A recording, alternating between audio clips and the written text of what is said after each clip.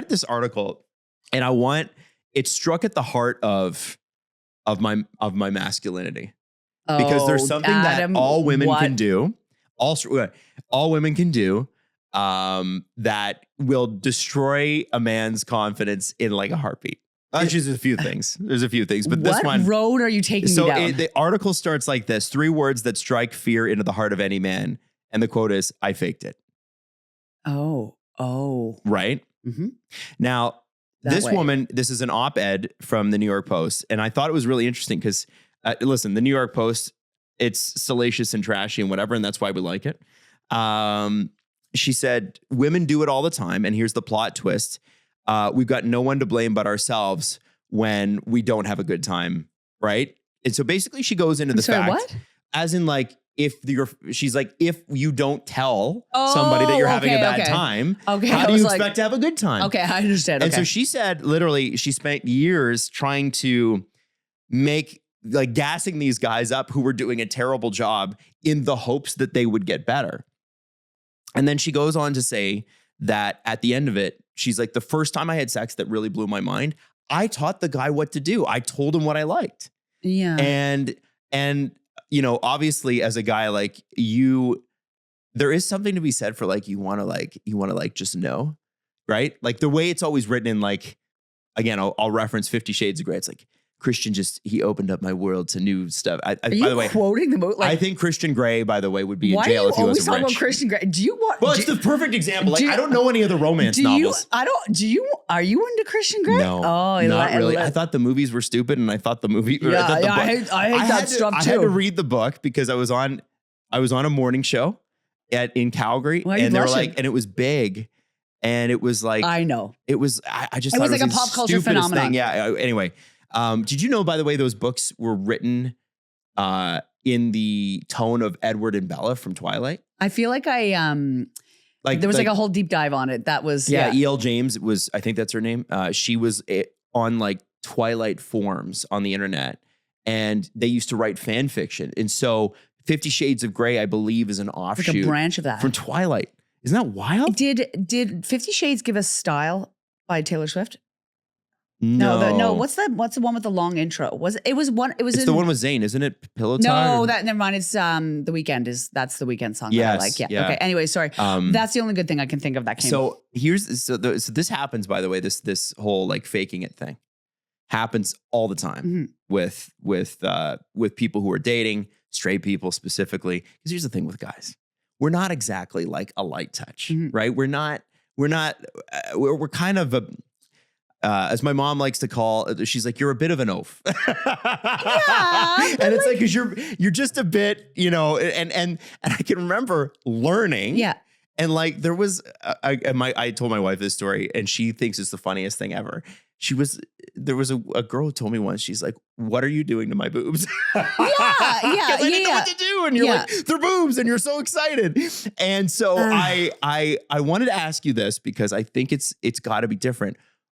In lesbian relationships, does that same sort of thing exist? Are you out there like faking it, faking the O, like trying to like faking the O? Do you know what I mean? Okay, so I have many things to say about this. First of all, I can understand because everybody is different. Everybody is different, and that everybody's needs are different. Everybody's kinks are different. Everybody's needs are different. However, I do understand, especially straight women's frustration with having to continuously do labor for men, where they're like, I have to I can understand why a woman's like, why do I have to teach you? Yeah. But of course, like all bodies are different. The other person, like on the receiving end, also has to be open to telling somebody what they want, right? So it has to be a collaboration of needs, not just people faking it or making it. Does that happen in the lesbian world, or do you guys just kind of know each other because you? No. Oh my God. Like, no, we don't. I figured if you have the equipment, no. It makes it easier to figure it out. No. And I think so it doesn't. No. I mean, it that makes it me feel so much it better. makes it a lot like, I mean, I obviously like understand definitely more than some of my male friends, like what's going on down there. But I also think that like, that would be disrespectful of me to assume that I know what the person wants based on my own needs. Like I want to also be curious. I hope but that asking feels, even though it's something you should do, asking feels like a little bit like it brings unsexy. It brings you back to like, maybe I'm not good at this, or I'm 19 again, or whatever. Then get rid of your ego. Like, get rid of your ego. And I think that in bed, like at certain, I understand, but I think that like, if you're sleeping with somebody that like requires a level of intimacy, and like you can be asking, hey, does this feel good, in a way that they feel open to saying no, but do this differently. Are you doing it the first time? Or the first time you're just breaking out what you think are your best moves?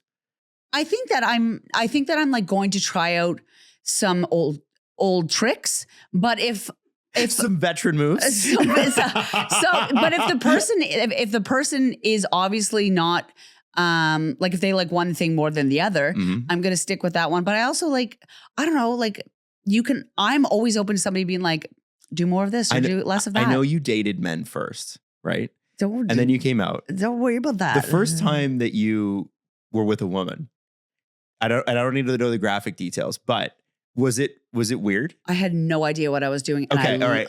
And I immediately loved everything I was doing. Okay. Like I loved women immediately. So that's interesting, because like the first time anybody does it, it's awkward and weird. It just is. Yeah. So you had to go through that twice. Yeah, I had to go through that twice. And also like the woman, like the first woman I slept with, like it was, we were like, it was our first time together, and it was like really like, beautiful and like really clumsy. And like, we were like really young and watching a lot of the L Word, watching the L Word. We were watching a lot, not like during, but like we were watching a lot of the L Word. So we were trying to be cool, but like we were like not. And it was kind of like almost silly. Like we were like laughing because we're like, what are we doing? But it was, That's nice. Now, the first time I slept with a man, it was not that graceful either.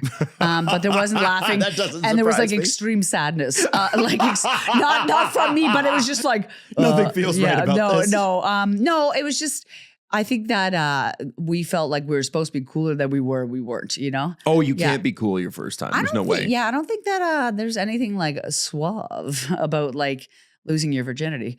No. Yeah. I can't be like, rock on. No, I've always been curious about that, because I always felt that's so interesting you say that. Makes me feel a lot better, because it's... I also I want to assume that everybody's different, because I want to know about their 100%. specifically. That's what the fun is. But I have had people say in the past, like, oh, if he doesn't know, what to do, then I'm not teaching him. And I'm like, well, that sounds like a recipe for success right there. I can understand that, where that's coming from.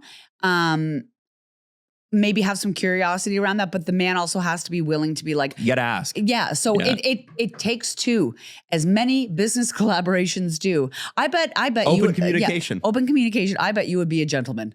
I mean, I don't want to imagine. Here's the thing. And this is where it's like, not everybody wants that. Yeah. Right. And so there's also that, there's so many things at play. It's like you go from being super polite and like opening doors or whatever, and they're like, but then that has to switch too, right? Like it's without getting into too much detail. No, you know what I'm saying? No, I want you to keep talking. You know exactly what I'm saying. I want you to keep telling me about how you get nervous when you're having sex.